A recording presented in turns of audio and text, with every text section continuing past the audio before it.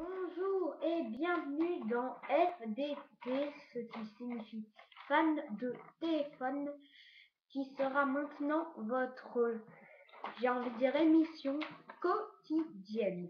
Alors pour commencer aujourd'hui ce premier FDT, je vous propose une petite comparaison entre un iPhone 5 et un Samsung Galaxy S3. Alors, vous voyez, j'ai mes petites fiches et je vais noter chaque téléphone sur plusieurs critères. Je le ferai en comparaison. J'espère que vous serez nombreux à regarder. Alors, le vocal, donc les assistants vocaux, tout ça. L'autonomie, les photos, les couleurs disponibles, les applications et le petit supplément qui fait que vous pouvez l'acheter. Tout ça noté sur au total 50.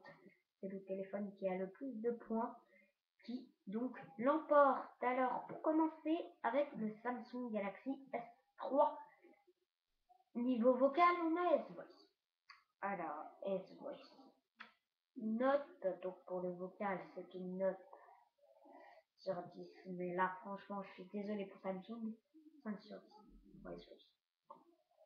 Voilà, c'était pas ça. À ce moment-là, il n'y avait que l'iPhone 4S qui était sorti. Ils ont voulu vite se réveiller, concurrencer Apple. C'est franchement raté. Ce qu'il n'avait peut-être pas remarqué lui-même, c'est que Siri lui-même était raté. Ça valait peut-être le coup d'attendre un peu pour mieux faire cette technologie, pour la peaufiner un peu. En tout cas, c'était pas ça. Ensuite, donc vous verrez que c'est un petit peu faible par rapport à Siri sur iPhone 5. Voilà, donc 5 sur 10 pour le vocal, c'est moyen. L'autonomie, alors, très grosse déception, 2 sur 5. Alors, ce sera donc toujours 2 sur 5. Pourquoi 2 sur 5? Encore une fois, je suis très déçu de ce Samsung Galaxy S. 1300 minutes annoncées. Ouais, sauf qu'il n'y a pas de 1300. Et ça fait pas. C'est comme ça, il n'y arrive pas. Et de loin. 700 minutes au maximum pour un usage vraiment intensif où vous n'arrêtez pas de jouer avec ou de faire je ne sais quoi. Voilà. Donc l'appareil photo. Donc une très bonne note, 8 sur 10, voilà, ça commence à faire bien. Franchement, c'est la meilleure note que je pourrais mettre à un appareil photo sur un smartphone, tant qu'il n'égalisera pas un petit appareil photo. Un petit appareil photo que vous achetez pas cher, vous fait du 14 mégapixels, je pense, à peu près. Là, ça en fait 8. Donc c'est pas encore ça. Mais sur un smartphone, c'est franchement une très bonne utilisation. 8 sur 10, voilà. C'est très bien. Les couleurs, alors très décevant. J'ai donné un 0 sur 5. Car il y a du bleu argenté et du blanc. Alors c'est très simple, hein. Franchement ils ont pas eu trop à se creuser la tête. C'était loin des points faibles que je trouvais sur l'iPhone 4S. Et sur tout autre iPhone qui était sorti avant, il n'y a toujours eu que du blanc et du noir. C'était le moment de faire comme le Windows Phone, de faire comme les HTC, de faire comme d'autres Samsung, comme le Galaxy Ace qui existent quelques milliers de couleurs. Non, bleu argenté blanc. Franchement, c'est décevant alors qu'ils avaient une bonne occasion de mettre un peu de couleur et de faire plus beau. Ensuite, les applications donc s'arrêtent sous Android, mais cette fois c'est un Android 4.0.0. Donc c'est le tout nouvel Android. Donc c'est Google Play, sauf pour vraiment les très vieux Android que là vous serez toujours sur de l'Android Market. Mais c'est bien quand même, il y a pas mal d'applications. On le sait, voilà. Moi, j'aime beaucoup l'Android Market, je m'en sers au quotidien. J'ai un Samsung, moi-même, un Samsung Galaxy Ace. Voilà, c'est bien. Donc un 4 sur 5 pour cette version 4.0.0 de nouvelle Google Play. Ensuite, Le supplément, donc c'est, j'ai envie de dire, le plus important, qui rajoute beaucoup de points à la note, qui peut en rajouter 15 points, et là il va en rajouter 15. C'est aussi simple que ça. Le supplément de ce Samsung Galaxy S3, c'est tout simplement la version Galaxy S3 Mini, qui est franchement superbe, très bien réussi, et surtout moins cher. C'est un avantage, sachant que ce Samsung Galaxy S3 de base en 16 Go coûte environ 540 €, un mini coûte à peu près 100 € moins. Ça fait du bien au budget, surtout si on n'a pas franchement besoin de toutes les innovations, voilà. Et surtout, il existe avec pas mal de couleurs, 5 à 8 en fonction de la version que vous prenez. Alors pour moi, c'est un sur 15. Voilà, très réussi. Samsung Galaxy S3 mini, très bon supplément. En total donc de 34 sur 50 comme note, c'est très bien, c'est un très bon smartphone, ce Samsung Galaxy S3. Donc attention, est-ce que l'iPhone 5 va faire plus de 34 points sur 50? On va le voir très vite. D'ailleurs, on va le voir tout de suite même. Alors, même critère de sélection que ce Samsung Galaxy S3, avec déjà l'assistant vocal Siri qui a 4 points de plus que S Voice, 9 sur 10. Bravo Apple, bravo Apple. De grosses innovations par rapport à l'ancien Siri, même si, il faut bien l'avouer, il y a encore des bugs, c'est pour ça que c'est pas 10 sur 10, c'est peut-être un petit peu surnoté, mais voilà, c'est beaucoup plus réussi que ce premier Siri qui était disponible sur l'iPhone 4S, qui était une bêta. Maintenant, c'est la version complète de Siri qui marche pas encore parfaitement. On sait que c'est compliqué, les assistants vocales, tout ça, mais qui marche déjà mieux en français, car on savait que c'était meilleur en anglais, hein, Siri.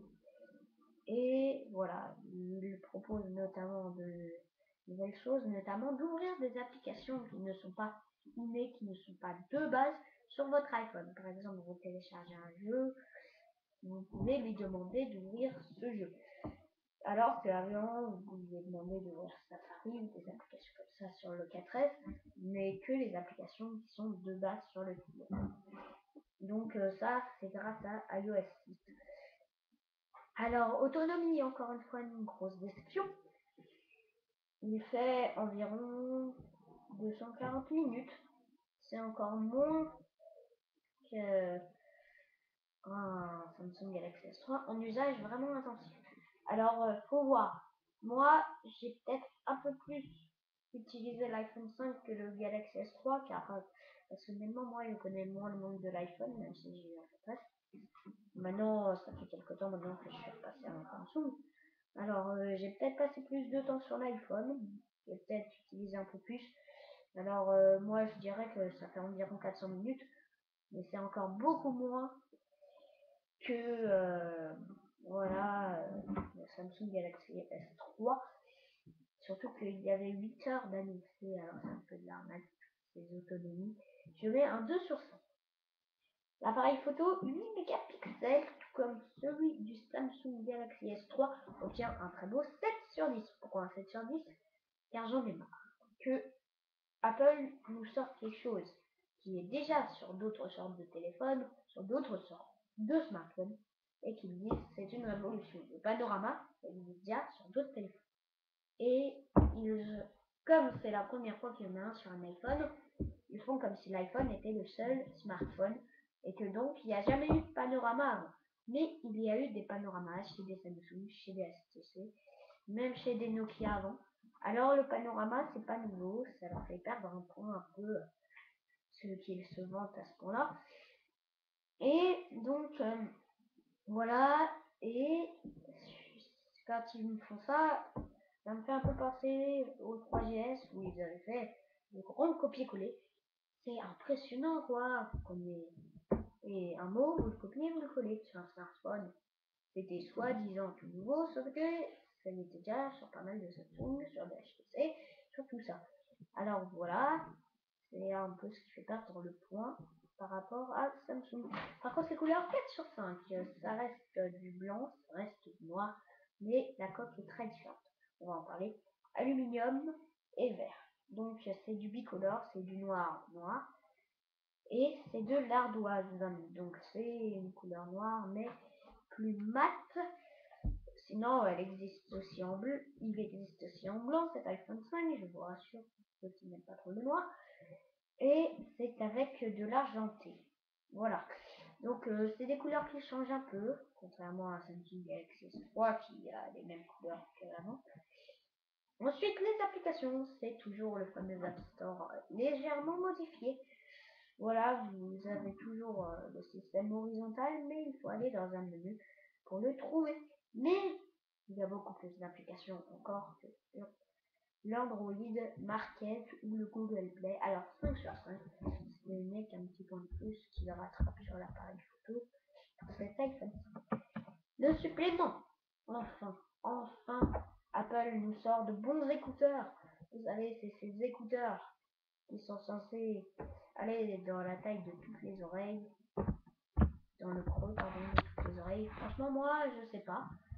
Ça va dans toutes les oreilles, mais il y a vraiment une bonne audio. C'est rassurant parce que franchement, ils nous donnaient des choses pourries. Mais alors, pourries, les écouteurs avant, chez Apple. Alors, c'est pas encore parfait. C'est pas un supplément. Normalement, ça, vous le trouvez sur n'importe quel smartphone, les bons écouteurs. Voilà. Donc, un 13 sur 15. C'est déjà bien pour un supplément.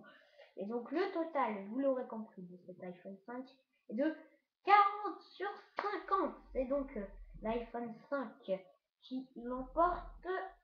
Alors, voilà. Les deux sont de très bons smartphones. Mais, quelque part, j'ai envie de dire, l'iPhone 5, c'est l'iPhone 5. Le Samsung, c'est Samsung. À partir de là, si vous avez l'argent pour un iPhone 5, moi je dirais prenez un iPhone 5. Mais si vraiment vous n'avez pas besoin d'avoir une série beaucoup meilleure, que vous allez peut-être même pas vous servir à la sur Samsung, ou d'une autonomie exceptionnelle, c'est juste pour dire j'ai le dernier smartphone, voilà, à ce moment-là prenez un Samsung Galaxy S3, c'est moins cher, et c'est quand même un bon téléphone, c'est un smartphone, voilà, c'est actif, c'est le principal. Voilà, donc je pense que j'ai à peu près tout dit.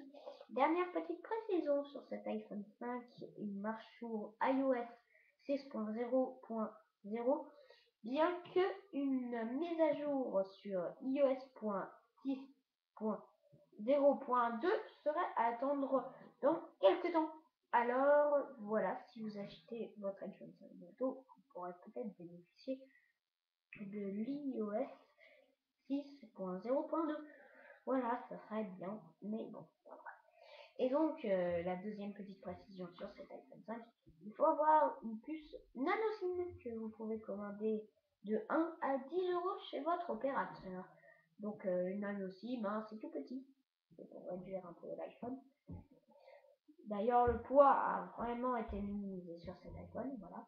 Donc, c'était encore pour minimiser. Voilà, donc, comme c'est tellement léger que votre opérateur vous l'enverra sous 2 jours. Moi, je l'ai reçu même en 1 jour, en prenant un simple Colissimo. Voilà, donc franchement, pas un inconvénient de taille.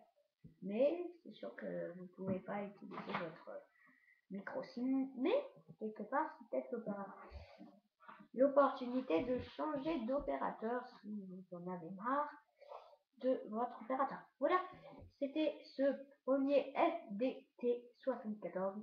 Voilà, et donc là c'était un petit truc rapide, mais bientôt il y aura des chroniqueurs avec moi, tout ça, pour vous présenter mieux chaque téléphone et d'autres sujets ayant rapport avec les marques de téléphone et d'autres. Voilà, super, je pense pour cette première émission, j'espère que vous serez nombreux, on se retrouve bientôt.